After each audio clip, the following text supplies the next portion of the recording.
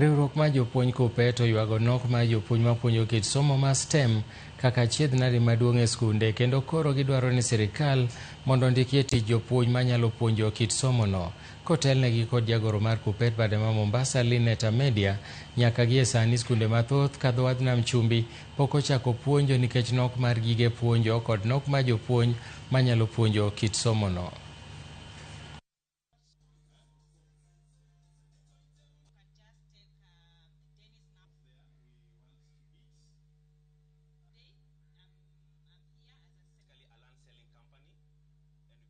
The kids have not been brought to us so that we become nannies and we become house helps.